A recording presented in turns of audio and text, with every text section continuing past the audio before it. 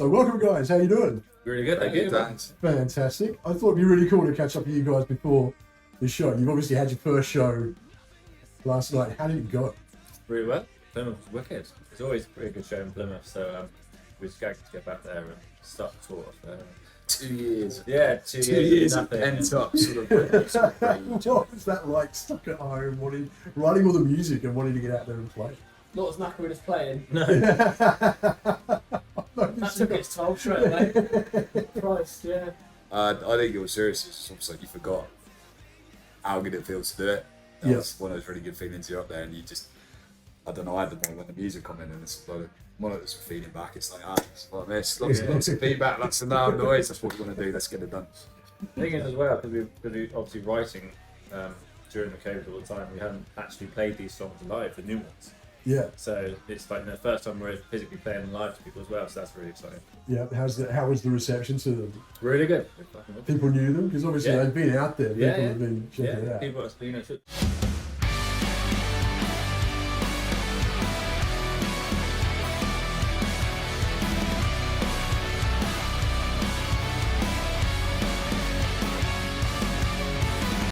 I know when I go to see bands and they release new songs, the one I'm always after, what's that like live? I don't know. Do you know what I mean? Yeah, so what's the reaction? hopefully everyone else has the same feelings. Like. What was the energy like? Because obviously this is the first time playing with Adam and stuff like that. How was there like a lot of Energy's still crazy at our shows, yeah. Yeah. So I think everyone's kept it in so much through the last 2 years. It's just another level of it at the minute. I think tonight's going to be just the same, I think. The fans are as have been as pent up at home waiting to go to the show. As fans have been just saying trying to play one. So everybody's got a lot of energy to get let loose, to get rid of, sort of thing. So you forget the pains after the day after. I think it was about 90 tins of Monster levels of energy. Yeah. Are you looking for sponsorship now? No, I'm not. I'm not a big fan of Monster personally, you know. Do you blur out the beer? But what was there's like a nervous anticipation with it because obviously you're coming out kind of the Fallen State 2.0. Was there a nervousness about coming out with that and how people were going to respond live? Not for me. I'm just excited for everyone to hear him play and hear his performance and what he's got to give. Yeah. And it wasn't until we got to the venue yesterday that it sort of felt real for me that we're doing it again. Yeah. If that makes sense. Like you walk into the venue and it was loading in. It's like, oh yeah, we're doing this again. Like, I'm like, wow, the realisation didn't hit until you're loading in all the equipment. I was about to say, I love the bit that you love most about that was it was the loading in that made you excited. So did it. Loading in was the man at the bar and the beer. You get all your random loading in bruises. Like, Yeah, I miss loading in now. So. It sounds like a very different conversation that's taking place on two levels. And I don't know if I should go there or not. This is a question that came from the underground.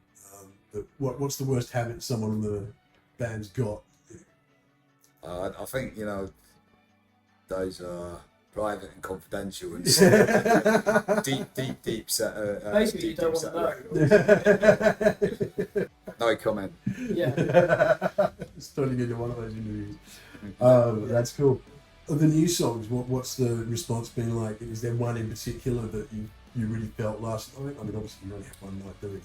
But... I guess when this interview goes out, the set list will be out there anyway, but we open with a new one. Yeah. And that's quite impactful. We felt when we were putting the set list together, we got to open with a new one. And as a smash it out, give a new beginning. Yeah. Adam being on board and him being part of the new writing process and things, it felt right to kick off, you know, a new tour after 2 years with a new, you know, singer and a brand new song. So come at me with your knives, the blood streaming down from your face. I got a loaded gun, oh you better run. So mark me and cut me, I'm bringing out my knife. And it's gone down really well. It sets the vibe for Yeah, loads of great feedback. You know, Adam killed it last night. It's obviously only day 1, day 2, day. Yeah, I saw all the feedback Obviously, online. loads. Great feedback. You know, face to face. Or, you know, our regulars, people we haven't seen again for 2 years, and nobody's sort of wishful about the past. You know, it's one way to put it. Everybody's sort of looking forward, going, you know, celebrating. That's been a general happy. thing, though. Yeah, I feel like it's been so well received. And everyone's nobody's embraced dwelling it. on, dwelling on the last 2 years of A, the band's life, and B, how the world's been. So everybody's literally looking forward, going, that was awesome. You know, welcome back and welcome to Adam sort of thing. So I think it really helped that, I mean, the 3 songs so far have been really good as well. So it's like, it's not being like easing back into it with maybe some questionable or not quite so good, like you've hit the ground running and almost like slam dunking it. Yeah. Well, with 3 I tracks think- so far. I think the best bit about it is still 7 you ain't heard yet. yeah. Yeah. It's great to have- Get your pre-orders now, 21st January. It's great to have the album back and, you know, it's all finished and mastered, and, you know, we've had a chance to listen through in its entirety, and, you know, obviously, like say, you guys, when we heard the first 3 singles. Yeah, exactly. Haven't heard the body of work and, you know, and what it means to us to put it together, you know, in these last 2 years sort of thing, you know, last year and a half. So that's exciting. One of the things with the new album, and certainly the 3 songs that have come out so far, is you've really taken the layering and textures that are in the music to another level. It's just there's so much more going on now, and it's been a progression through all of your EPs and That's an Endeavour where that's happened more and more. Well, Jon Price has had a lot more time in his hands. That's why. So this was on a boredom, basically. Yeah, it's just playing. But no, it was something that we started to play around with on Dead Set, and just you kind of go down a nerd hole and keep going. That's when you find new sounds and stuff, and also you find new people. Like, he's out of shot right now, but James is working with us as well, and all the songs you haven't yet heard. But I would say if you're enjoying the layers on the new ones like Knives and River and Standing Tall, wait till you hear the next batch in terms of what we've done in terms of wider sounds. I mean, it gives it more of a, I don't know what's the phrase, like a sonic palette. Yeah.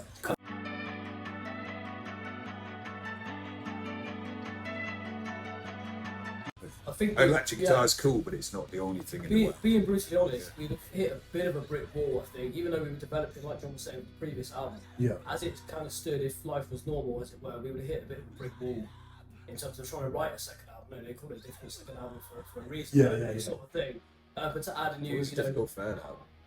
is it? I don't know. I don't know if we'll get that far. I've heard both in my To time. be honest, I find all albums. Yeah. Maybe other people might be. Yeah, exactly. But either way, you know, we were, you know, heading towards a bit of a brick wall of our own creativity and writing before everything happened, you know, and it's like dimensions and, like say, you know, elements have been added, like Adam, and having the chance to explore, you know, sounds felt and like- instruments, and yeah, it's like almost like we feel like we've added the dimension to our music. I really felt that. I felt like you guys kind of embraced lockdown and everything that happened, and you turned it into something so much better. And I think adding Adam, the dexterity of his voice, I love the.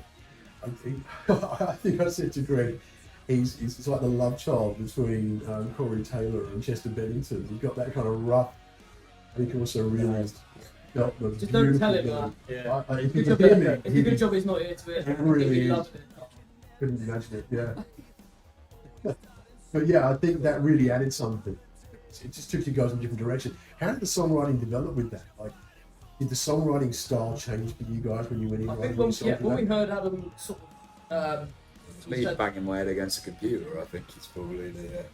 yeah, I mean, in terms of you know, starting with vocals, like you're saying, that's, you know, starting with new vocals, particularly, you know, explore what you can do with said vocalists. You know, we've got something, like I said, you know, before it would have been a very similar sort of album in terms of concept, really. Yeah. Because again, it's, you know, it's the repetitiveness of, you know, who you are and what you've done and whatever. So yeah, it started with Adam, you know, sending us tracks that we'd effectively, you know, from the previous album, and sort of, you know, re-recording effectively vocal tracks for us to get an idea of, you know, where he stands, A, with our sound, and and being how he sounds in doing it, and that's where we kind of went. We've got some, we've got some room here. We can work with this. We've got, there are elements to his style and his voice that we haven't maybe had the chance to explore as much in the past. Yeah. That we really can, and that obviously clearly, it helps with the writing. 'Cause, you can explore. Well, because it's still the full estate, but it's a different full estate. Yeah, So I it's think like, you change the recipe a little bit. Yeah, but yeah, it's yeah. not the same dish, sort of, I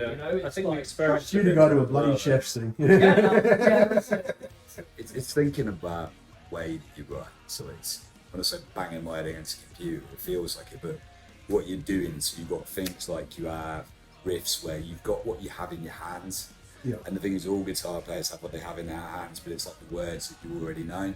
So it's about thinking, how can I put something down that's not in my hands yet? So you do things like you write the groove, and then you map the MIDI onto the groove with the bass, and then you take the kick and snare from that, and then you drop that onto its own track, and then you adjust the lengths of each of the individual notes, and I'm going to put that, there's a weird ghost note because it's a drummer, so put that ghost note in, so and then you move it all around, and then you start to pick notes on the bass, it sounds right, and then you learn to play it on the guitar, so you get to write what's in your head from experimentation, and you learn to play that as opposed to trying to write by just repeating what comes out of your hands. It's interesting because I heard Tremonti say something along the same lines. He starts he's been playing to like samples and stuff rather than just beat tracks, because he found he was just starting to play the same thing over again. He needed something there to inspire. That's what we were sort of playing with, we were experimenting with, like, me and John would literally pass the guitar to each other, play a little bit, and then pass it over again, play another little bit, and then we'd play like another 3 lots, and then we'd have it in there, then we'd cut it and move it around. Well, that bit's quite cool, but that bit there, and it's like, and it was just a different way of trying, wasn't it? Yeah, we did one bit. It's a song that's on the album that's not been heard yet, but that's exactly how we did it. We want to make it sound like a ridiculously stupid breakdown, because it's not like sort of like just a metalcore dom bom bom.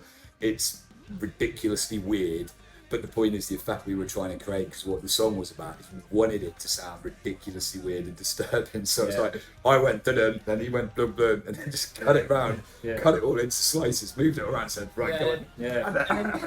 Program the drums, and told him to learn. Send it to us to learn that. He didn't like it at first, but now it works for him. I didn't like it, so I could play it. I think that pretty much goes for most bands when they write songs to do. Spoken like a true gamer. What about translating that? So you've got all this extra texture and these different dynamics that are in the music. How are you making that work live? Well, we've added new elements to the setup. So, there's a couple of things. Just like one thing, I never tune guitar now, so it stays in tune. It's perfect. But there's other elements which we've got tracks running in the back. So they're not tracks playing necessarily additional guitar parts. They're playing all of those different elements that we've added into the thing to give the kind of a wider feel sound live, because previously fundamentally our sound was 2 guitars, bass and drums, which has its place, but also it's nice to have more timbres and textures for people to enjoy it here live. Definitely. The thing is, you can't write extra parts, use extra instruments, and, put nice cool layers into the track. When you You come to record live, it, it's you not can't there. go live, and there's nothing, melodies that people are listening out for that, that becomes part of the track and equals the guitar, the stuff that we play already. Yeah. You can't make it work live, And Well, so many bands do the it. songs are unrecognisable, Yeah. So we had to add elements that were going to be recognisable from the tracks because they play such a part now in new material. They're integral. They actually, they're a part of the song. It's putting another member effectively on the stage. Yeah. In terms of, like I say, what we've written, you've got to use it. I think people don't realise so many bands do it. Have these things. It's part of the reason with the older stuff why you didn't. We've always wanted to do stuff like this, and it was Yeah. like, but how are we going to do it live? And it's like, okay. And this time it's like, I can do it. And figure out a way. Again, how to to do have it. the time and the Yeah. space to actually, to look into it, work it out, and James and John have done such an amazing job of building this setup, and again, not only writing the parts. Should we work out if it's amazing by the end of the tour or at the start? It started well, but that's like. See how it goes. But yeah, it's exciting to add it. I can't wait to hear it. Honestly, That's it. So where can people go to get the new album when it's out? So 20, what is it? So there's a pre-order available, and we've also rebuilt our website. So it's a brand new one there, thefallenstate.com. You can link straight from the pre-order there. Album's out on the 21st of January. Fantastic. Thanks so much for your time, guys. Nice. Break a leg Thank you tonight. for having us. Thank you. Brilliant. Cheers, man. Cheers, guys.